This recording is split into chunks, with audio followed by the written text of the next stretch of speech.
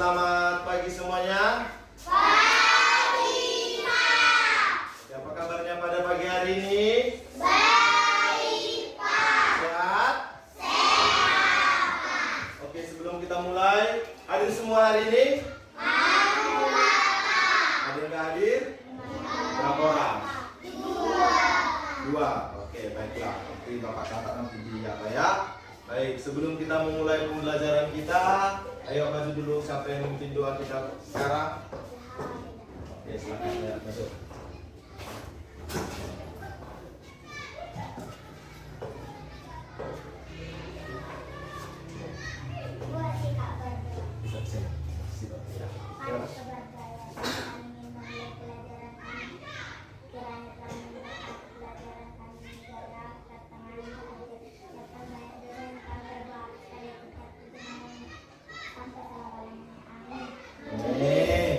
Oke, baik. Pembelajaran kita kali ini adalah tindak lanjut dari yang kemarin itu.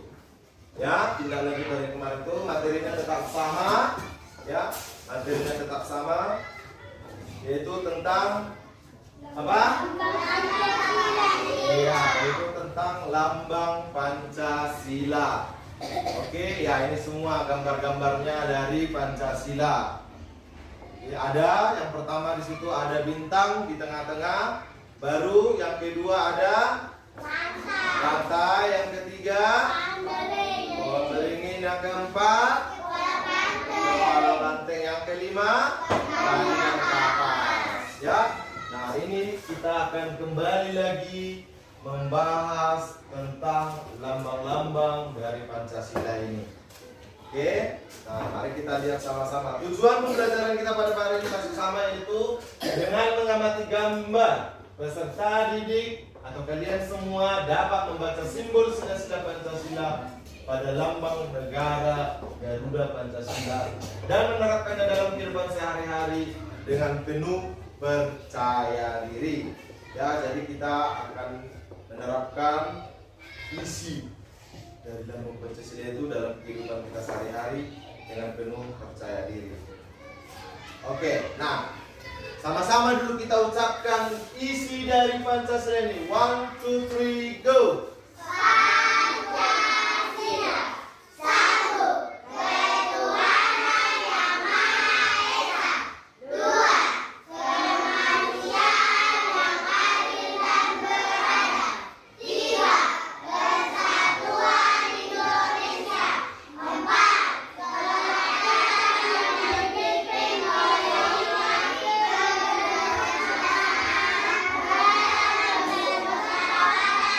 kebersamaan, lima, keadilan sosial bagi seluruh rakyat Indonesia. Ya, bagus. Berarti semua sudah bisa membaca isi dari Pancasila dan sekarang akan kita pahami satu persatu maknanya.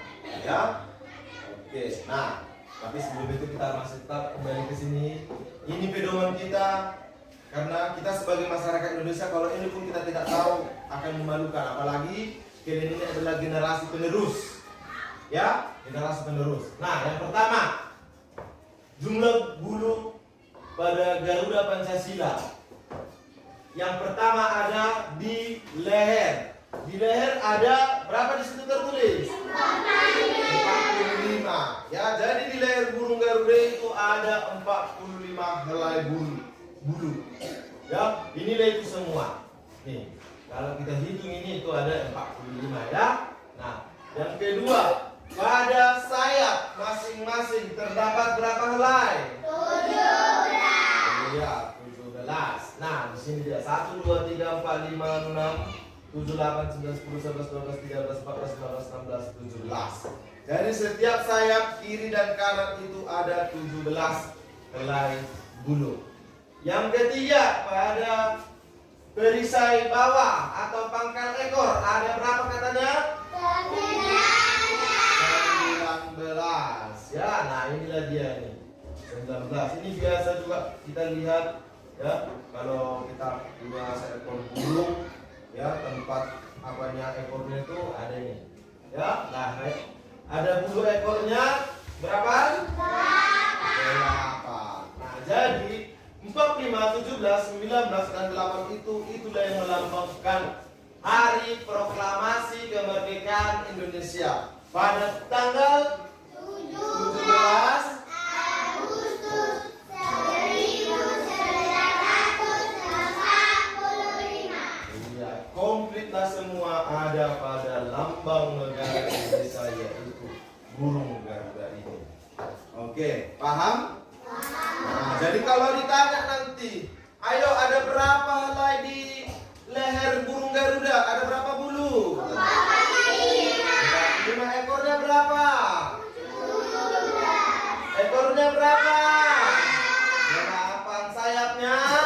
17. Pangkal ekor? 19. Jadi kalau ada yang bertanya ya, kalau kita sedang misalnya berada di luar, kamu kelas berapa deh katanya?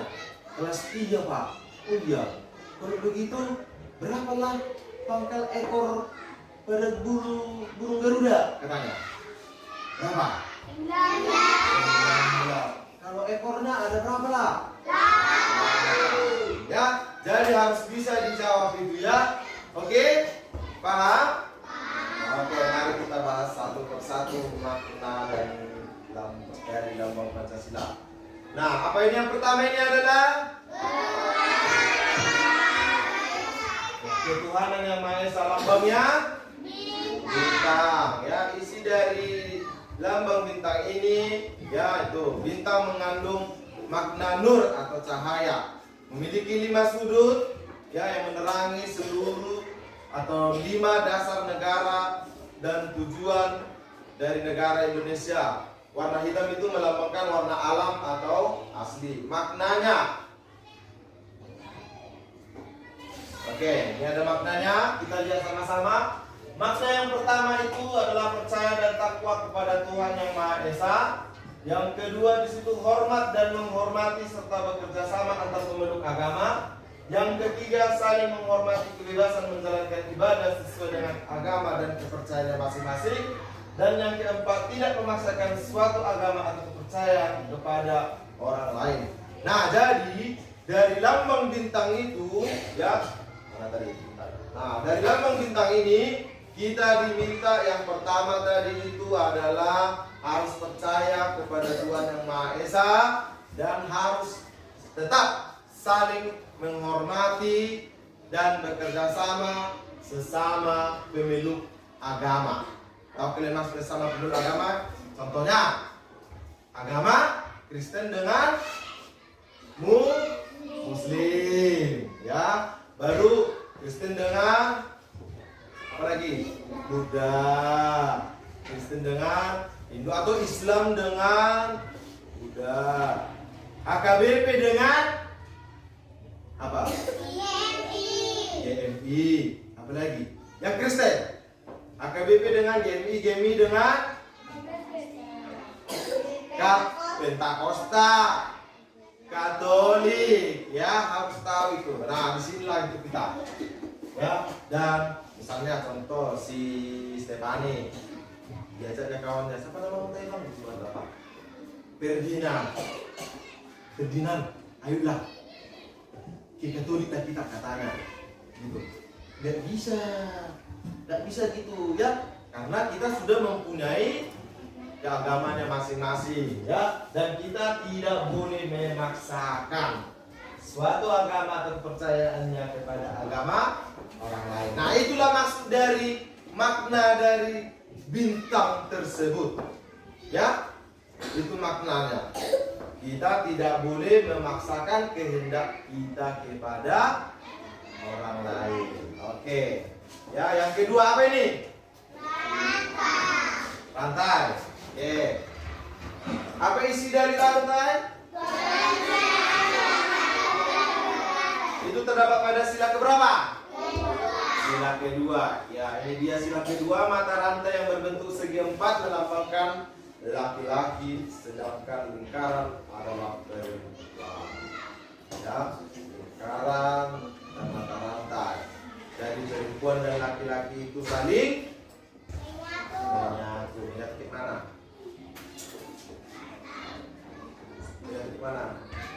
saling membutuhkan, saling mendampingi juga. Nah itu dia. Oke, nah ini maknanya. Makna sila kedua ada beberapa ini. Singkat saja kita buat.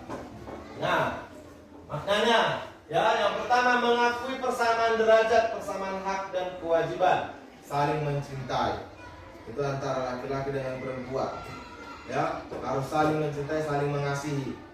Tidak boleh ada perdebatan.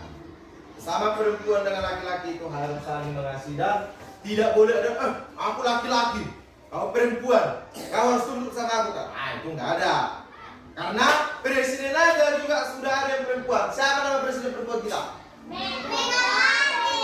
Iya, Megawati Soekarno Putri. Ya, Megawati Soekarno Putri. Ya, sedangkan presiden aja, pemimpin negara Indonesia kita itu sudah ada yang perempuan. Jadi seperti kata makna sila kedua ini, mengakui persamaan derajat. Nah, berarti antara laki-laki dan perempuan itu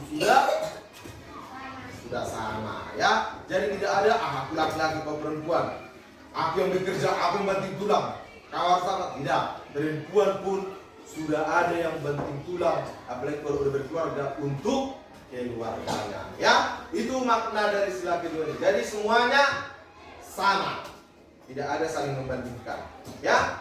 Oke, sekarang kita yang ketiga. Gambar apa itu?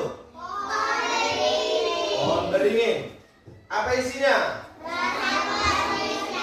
Itu sila keberapa tadi?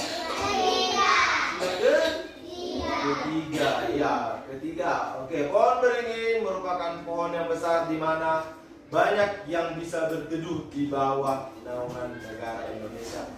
Ya, nah, kita anggap. Oke. Ya. Nah, pohon beringin. Seperti yang kita ketahui ya, tadi yang dibilang Kepsek tadi. Apa tadi yang dibilang Kepsek? Hak Batak, orang Batak. Para opung-opung terdahulu katanya membuat perkumpulan di mana? Di bawah beringin. Di bawah pohon. Kenapa di bawah pohon beringin? Iya, untuk berdiskusi. Ya, berdiskusi, berteduh. Karena di bawah pohon beringin itu adalah tempat yang paling nyaman. Dulu dah. Dulu. Nah, seperti juga di negara Indonesia. Indonesia adalah pohon beringin. Kita masyarakatnya yang berteduh di bawahnya. Dari apa? Dari gangguan. Yang pertama, gangguan apa? Para teroris. Ya, contoh teroris, penjahat. Di Indonesia ini kita berlindung di bawahnya dari kejahatan lagi, tindak kejahatan, pencurian, apalagi pemerkosaan, apalagi banyak, ya. Pokoknya dari tindak kejahatan kita berlindung di bawahnya. Ya, seperti itu juga dengan pohon beringin. Kita berteduh dari apa? Misalnya datang hujan, ya situlah di bawahnya lah kita berteduh. Ya, betul. Tapi hati-hati juga. Jangan sampai kena jor, karena bahaya, ya kan? Ya, itulah maksud dari lambang pohon beringin itu. Ya, nah maknanya tadi itu menjaga persatuan dan kesatuan Republik Indonesia, rela berkorban demi bangsa dan negara dan cinta akan tanah air, berbangga sebagai bagian dari Indonesia.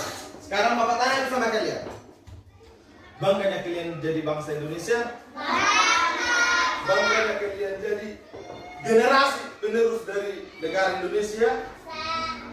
Bangga atau tidak? Bangganya? Bangga lah, harus bangga. Kita harus bangga sebagai generasi penerus karena kita cinta akan tanah air kita. Oke? Ya. Sudah. Sekarang masuklah kita ke sila yang ke berapa? Apa sila yang keempat itu? Kepala banteng atau kerbau? Banteng atau kerbau? Banteng. Apa isinya dari sila keempat?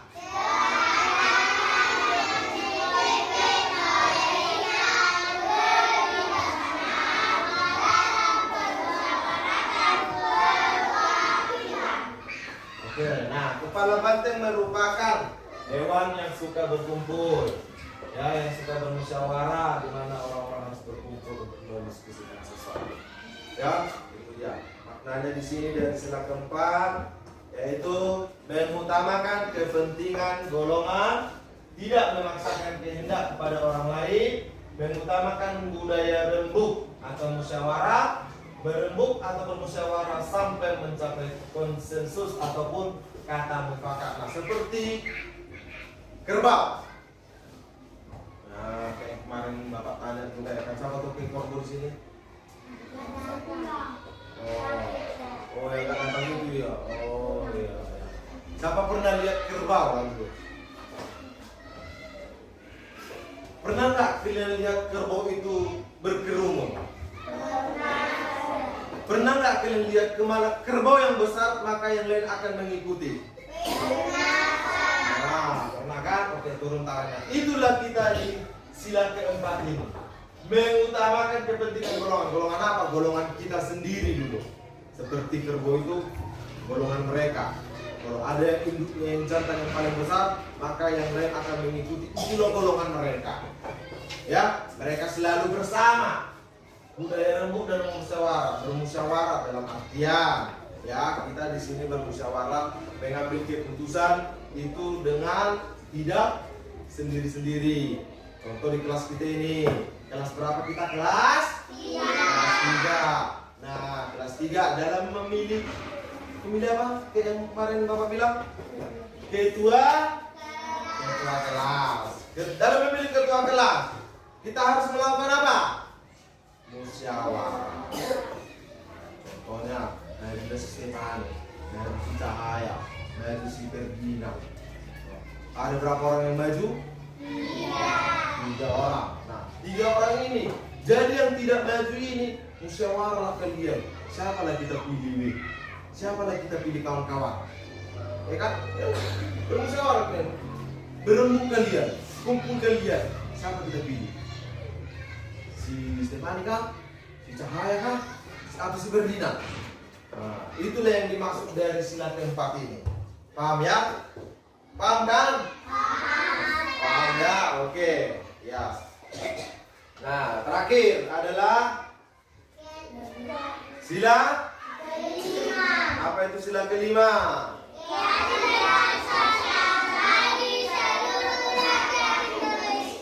Apa lambangnya? Nah, makna dari sila kelima itu adalah, nah, bersikap adil terhadap sesama, menghormati hak-hak orang lain, suka menolong, menghargai, dan melakukan pekerjaan yang berguna bagi kepentingan umum dan bersama. Ya, nih. Sila kelima, Pali dan Kapa. Bersikap adil. Nah, siapa di sini orang yang gak adil? Ada kalian yang tidak adil di sini?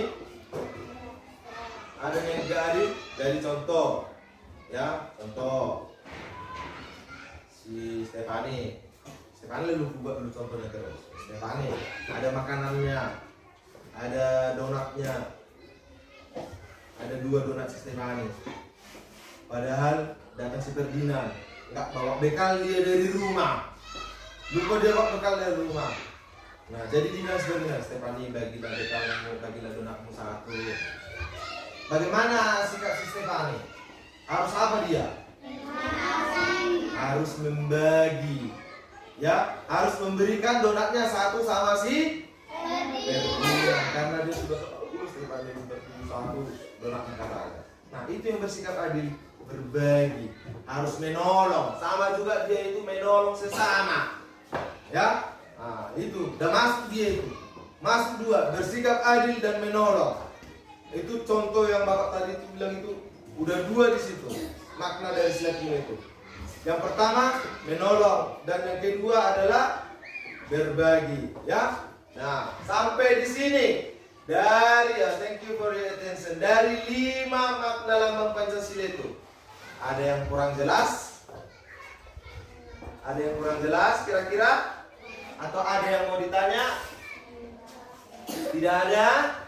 Oke, nanti akan Bapak bagikan tugas, ya. Bagikan tugasnya nanti dikerjakan. Ya, dikerjakan bagus-bagus, hasilnya akan Bapak bisa dan akan berikan sama kalian. Baik. Oke. Nah, cukup sekianlah dulu perjumpaan kita pada hari ini. Ya, semoga kalian dapat menerapkannya dan dapat memahami materi kita tentang makna lambang Pancasila. Oke. Ya, sebelum kita keluar, ayo siapa mau buat doa penutup? Maju, silakan. Ayo siapa? Oh, Stefani lagi. Oke, Stefani. Ayo, maju.